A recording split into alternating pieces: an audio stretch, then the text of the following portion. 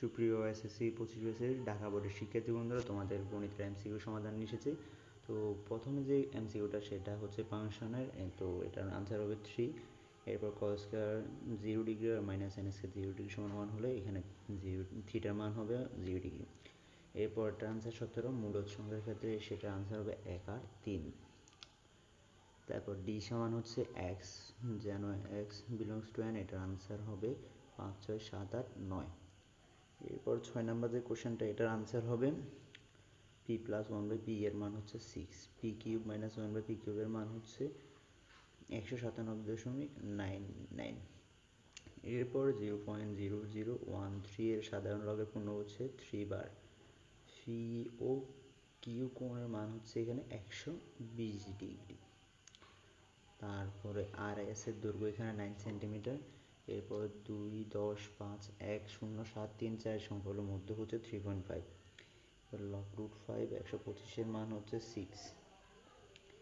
3:8:8 Z এর মান হবে এখানে 12। তারপর বার্ষিক 9% সরল মুনাফা, এটা আনসার হবে 2700 টাকা। এর পরবর্তীতে 15 নাম্বার যে সমাধান set s square equal 9x এর সমাধান সেট নিচে কোনটি, সেটা হচ্ছে 0,9। এরপর উপচিত্রে এখানে পি আর এস এই কোণটার মান হবে কত, 110 ডিগ্রি। এরপর 2x plus 3y equal to সমীকরণে x এর মান 2 বসালে -2 বসালে সমীকরণের প্রান্তবিন্দু হচ্ছে দ্বিতীয় চতুর্ভাগে যায়।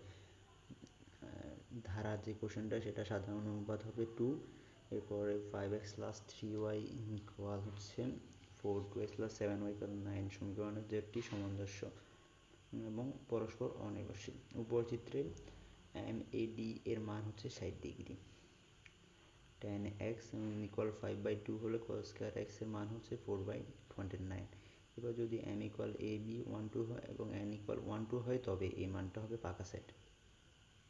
23 নাম্বার 1 থেকে 19 পর্যন্ত মৌলিক সংখ্যার সাধারণ গাণিতিক গড় হচ্ছে 9.63। 24 হচ্ছে এটা 80 আনসার।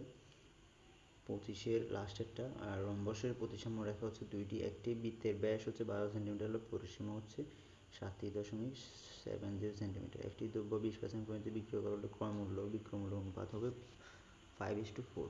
0.69 এর সামান্য ভগ্নাংশ কোনটি, সেটা হচ্ছে 7/10।